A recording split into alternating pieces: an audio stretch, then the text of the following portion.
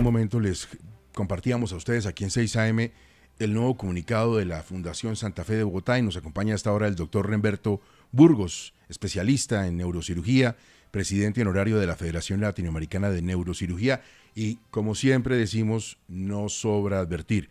El doctor Remberto Burgos no va a hablar de la situación de Miguel Uribe, no tiene por qué aventurarse en eso, lo estamos llamando únicamente en términos muy generales para que nos ayude a los que no sabemos de esto, que somos los de la mesa y los oyentes, a entender lo que dice el comunicado de la Fundación para saber un poquito más, con ciencia cierta, en qué terreno estamos. Doctor Burgos, muchísimas gracias por estar en 6 AM. Buenos días. Buenos días, Gustavo. Un saludo especial a usted, a su equipo de trabajo y a la vasta audiencia que lo están escuchando. Muchas gracias, doctor Remberto. Bueno, vamos por partes, porque hay mucha cosa que analizar. Lo primero que me llama la atención es que, pues, como se había hecho público, Miguel Uribe tiene o tuvo todavía la bala en el cerebro y dice el comunicado que lo pudieron someter a imágenes diagnósticas, a resonancia magnética, a tomografía y a Doppler. ¿Cómo leer esa serie de exámenes que ya se le pudieron hacer a Miguel? Bueno, mire, yo pienso que la bala per se no genera como mayor problema. La bala está alojada, está en un sitio y produce pues una serie como de artefactos mecánicos. Muchas veces es susceptible de que durante un examen, sobre todo resonancia, se pueda movilizar, pero eso es muy poco probable. La escanografía no arroja ningún riesgo en cuanto a la movilidad de la bala y la resonancia, cuando la bala está encapsulada, localizada, habitualmente no pasa nada. Yo creo que son estudios complementarios necesarios en el proceso de rehabilitación que se hacen y no genera mayor riesgo para el paciente. Doctor Remberto Burgos, una de las cosas que se ha tratado de explicar durante todo este tiempo es que en los momentos que siguieron al atentado, él estuvo durante algunos momentos pues inconsciente. Yo no sé si eso es posible saberlo con exactitud, como cuántos minutos, pero ya en este punto debería saberse con alguna certeza si hay una muerte cerebral o no, o eso cómo se determina, quién lo determina y si eso puede cambiar de pronto un día. Ya, mire, yo creo que estos pacientes con trauma de cráneo por arma de fuego severo tienen como una serie de fases durante su proceso. El proceso inicial de las 2 primeras horas es muy grave y cuando la escala funcional es muy baja, el pronóstico a mediano o a corto plazo del paciente es muy complicado. Entonces, el grado de inconsciencia se establece desde el momento del trauma hasta el momento que llega al centro de rehabilitación. Ese punto es fundamental. Luego vienen sí ya las fases agudas, subagudas, y en este momento él está iniciando el proceso de neurorehabilitación. Yo creo que ese punto es importante saber cómo está su estado de conciencia, cómo está su relación con el entorno. Hablan del comunicado que tiene un proceso complementario de soporte ventilatorio. Es decir, yo creo que la situación sigue siendo muy delicada, pero en este momento ya superó las 3 primeras fases. Doctor Remberto, precisamente sobre lo que usted menciona, el proceso de neurorehabilitación que menciona el comunicado, dice que hay un protocolo. ¿Cómo es ese protocolo en la vida real? Mire, no, en la vida real es un protocolo absolutamente disciplinado, juicioso, en donde la mayor responsabilidad de la recuperación del paciente, si es factible, la hace el grupo de rehabilitación. Hay toda una serie de estrategias como es la terapia física, la terapia del lenguaje, la terapia ocupacional, que se van adaptando y se van dando de acuerdo a la receptividad y a la evolución del paciente. Ese es un proceso integral que se hace más o menos pues, desde el inicio, pero que coge forma y estrategias a partir del mes del trabajo. Doctor Remberto, perdone que le preguntemos cosas tan básicas, pero es fundamental para todos entender. ¿En qué consiste un monitoreo hemodinámico? ¿Qué determina? ¿Qué datos da de la persona, del paciente? Ya, mire, el modelo hemodinámico son una serie de indicadores que nos dicen a nosotros cómo está la tensión arterial, cómo está la frecuencia cardíaca, qué tanta volemia maneja el paciente y cómo se comporta.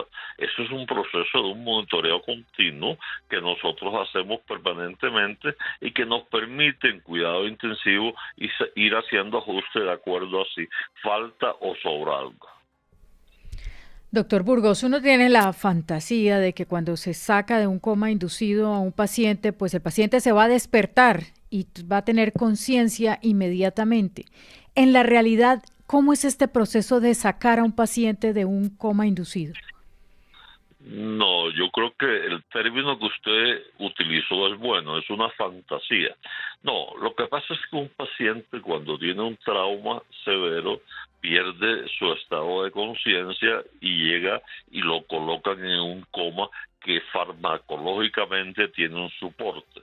Después de un tiempo se va dando un chance en donde se le va retirando las medidas que lo mantienen en coma y se mira qué autonomía, ese punto es clave, qué autonomía tiene el paciente.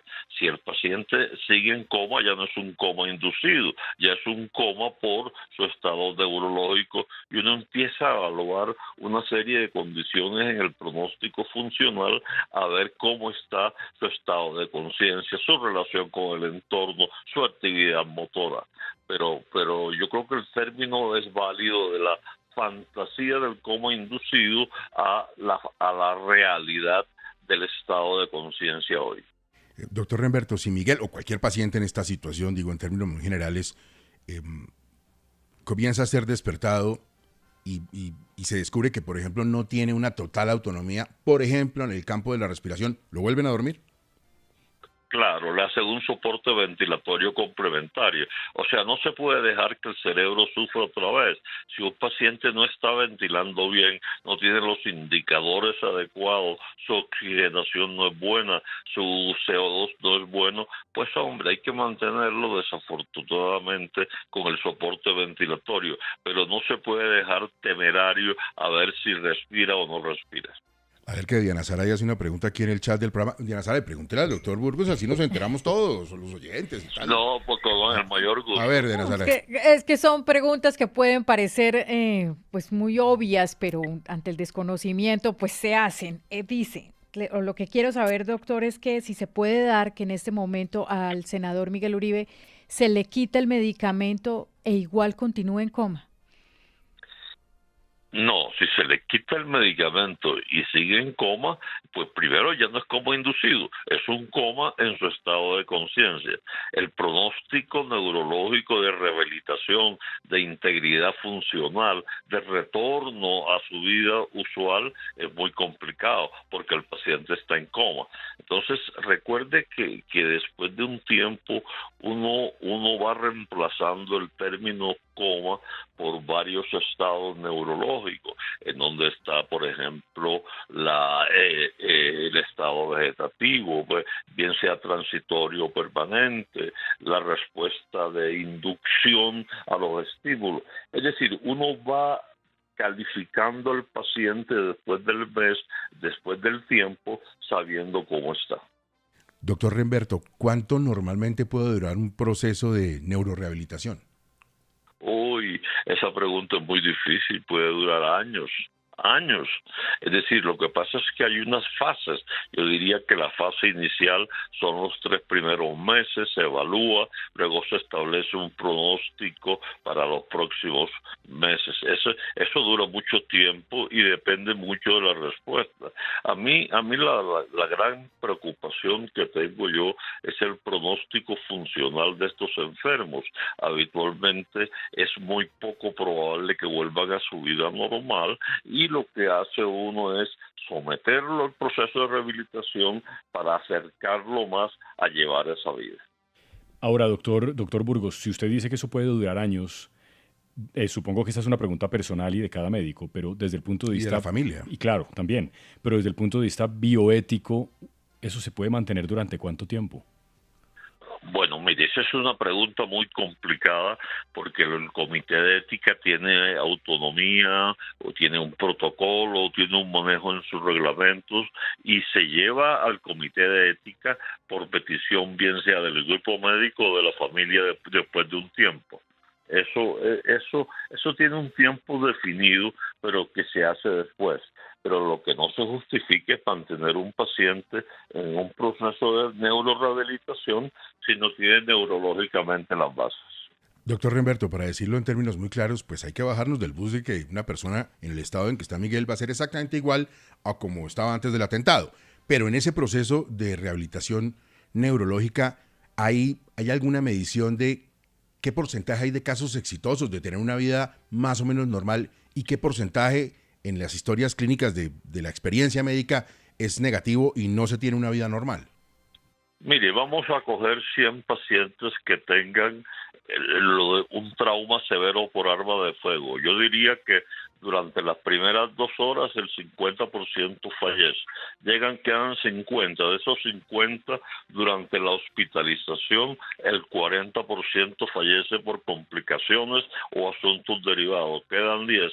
De esos 10 comienzan a recuperarse y solamente yo diría que uno tiene un reintegro con secuelas neurológicas importantes a una vida casi normal. Es una posibilidad infinitamente pequeña, pero es una esperanza y en medicina como en la vida cotidiana, pues todo puede pasar, ¿no, doctor Remberto? Todo puede pasar. O sea, llevamos un mes, ha sido un mes muy difícil, el país muy pendiente, la familia al pie del paciente apoyándolo, pero pues las posibilidades son lejanas, pero existen. Doctor Remberto, ¿nos queda algo que no le hayamos preguntado y que usted quiera comentar sobre este tipo de casos? No, yo pienso que ahorita lo que sigue es seguir con las oraciones, con el deseo colectivo de que este hombre responda al protocolo y vamos viendo. El doctor Remberto Burgos, una eminencia para entender lo que está pasando con pacientes que están en el estado como el que tiene Miguel, entendiendo que cada uno tiene unas dimensiones y unos pronósticos diferentes. Doctor Remberto, gracias por explicarnos en la audiencia de 6 AM. Muy amable. Un abrazo, que estén bien.